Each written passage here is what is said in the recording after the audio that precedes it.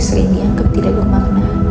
Namun menurut Sigmund Freud, mimpi justru bisa menunjukkan sesuatu tentang pikiran kita. Hai teman-teman, sebelumnya kenalin aku Michelle Kaseza dari Universitas Harjatara Bhinneka, program studi bisnis digital dari kelas BIC Siang. Di video kali ini aku mau review buku yang udah aku baca karena menurut aku ini lumayan menarik banget. Teorinya itu dekat banget sama kehidupan sehari-hari kita, yaitu tentang mimpi. Siapa sih yang nggak tahu mimpi?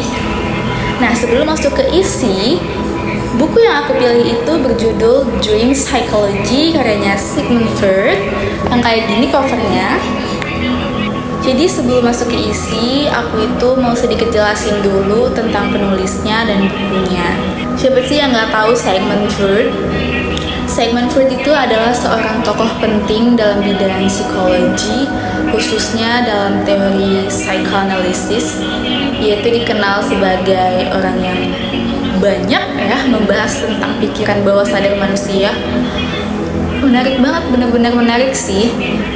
Buku Dream Psychology ini itu pertama kali diterbitkan sekitar awal abad ke-20-an dan sebenarnya merupakan versi ringkasnya dari karyanya Freud juga, tapi yang lebih besar tentang tafsir mimpi. Kalau nggak salah itu ada buku keduanya, judulnya itu Tafsir Mimpi. Aku kayak pernah sekilas lewat, tapi aku belum baca. Kalau dilihat dari tampilannya, karena aku baca juga itu versi digitalnya kayak gini. Jadi tuh covernya itu cukup sederhana. Biasanya itu cuma nampilin judul Dream Psychology-nya dengan nama Sigmund Freud. Nah, jadi itu tanpa banyak elemen visual, jadi kurang kompleks. Jadi memang lebih fokus ke isi daripada tampilannya. Karena dari awal aja itu udah terlihat ya teman-teman, bukunya itu sangat teoritis. Jadi mungkin langsung aja membahas konsep-konsep psikologinya. Nah, setelah mengetahui sedikit tentang penulis dan bukunya, sekarang aku mau ngajak kalian untuk masuk ke isinya yang aku baca, yaitu dari halaman 1 sampai halaman 39. Karena ini tugas tahap 1, jadi aku bacanya cuma sampai 39. Nanti di tahap kedua aku bakal lanjut isi fullnya sampai ke halaman 100. Alasan aku memilih buku ini tuh simple, karena semua orang tuh pasti pernah bermimpi, tapi nggak semua orang tuh tahu sebenarnya mimpi itu ada maknanya atau enggak. Nah, di bagian awal, Freud itu tuh belum langsung membahas contoh mimpi yang detail teman-teman, tapi dia itu lebih fokus ke dasar teorinya dulu.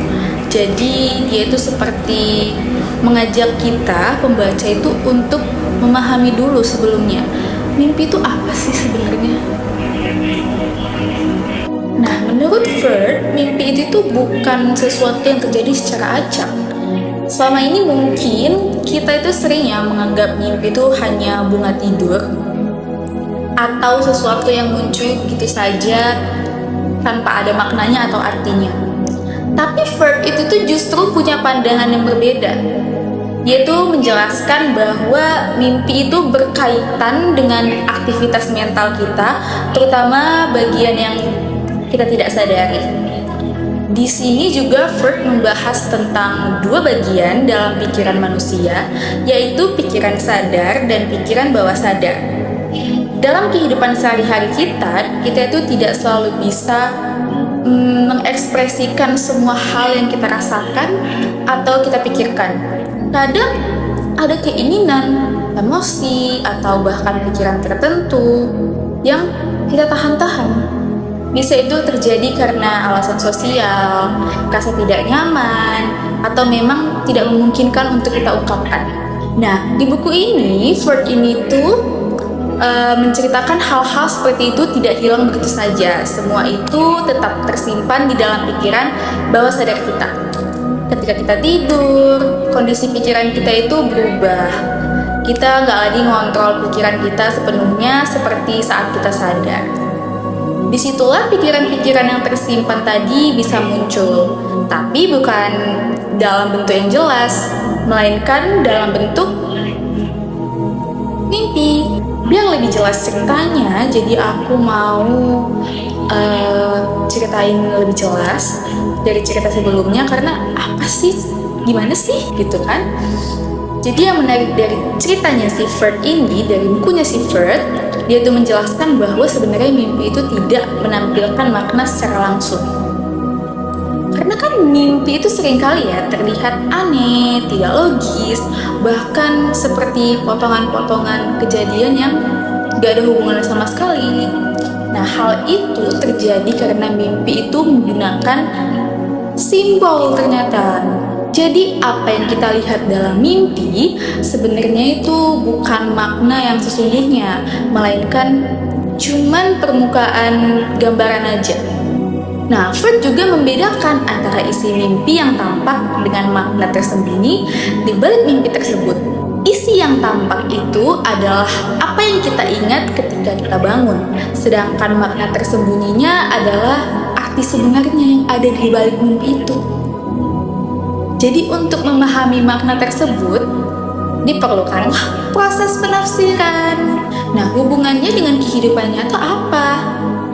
Di buku ini, si Ferd itu juga ada menjelaskan bahwa mimpi itu kan tidak lepas dari kehidupan sehari-hari seperti yang aku katakan di awal. Jadi hal-hal yang kita alami, yang kita pikirkan, atau kita rasakan di siang hari itu bisa muncul kembali dalam mimpi.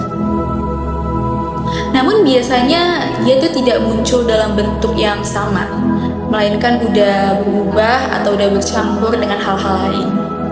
Dari situlah terlihat bahwa mimpi itu memiliki hubungan yang cukup kuat dengan pengalaman pribadi seseorang. Nah, aku tuh punya bagian yang paling menarik dari buku yang aku baca, dari buku Ferd ini, adalah gagasan bahwa mimpi itu bisa menjadi jalan untuk kita memahami pikiran bawah sadar. Nah, artinya melalui mimpi, kita itu sebenarnya bisa loh melihat hal-hal yang sebenarnya ada di dalam diri kita. Tapi kita tuh tidak sadar secara langsung. Jadi ini itu yang membuat mimpi jadi sesuatu yang lebih dari sekedar pengalaman saat tidur. Jadi dari halaman 1 sampai halaman 39 dari bukunya Ferd yang aku baca, kita bisa melihat bahwa menurut Ferd, mimpi itu bukan sekedar bunga tidur, tetapi berkaitan dengan pikiran bawah sadar yang selama ini mungkin tidak kita sadari. Dan jujur, setelah membaca bagian awal ini, aku tuh merasa pembahasannya itu hanya baru mulai, masih banyak hal yang belum dijelaskan secara detail, terutama tentang bagaimana cara menafsirkan mimpi itu sendiri. Nah, karena itu aku jadi cukup penasaran dengan bagian selanjutnya. Apa kalian gak penasaran juga? Nah, mungkin di video berikutnya aku tuh akan melanjutkan pembahasan dari halaman berikutnya dan melihat lebih dalam bagaimana Ferd menjelaskan makna dari mimpi. Jadi sampai di sini dulu pembahasan dari aku. Terima kasih sudah menonton dan sampai jumpa di lanjutan pembahasan berikutnya. Bye!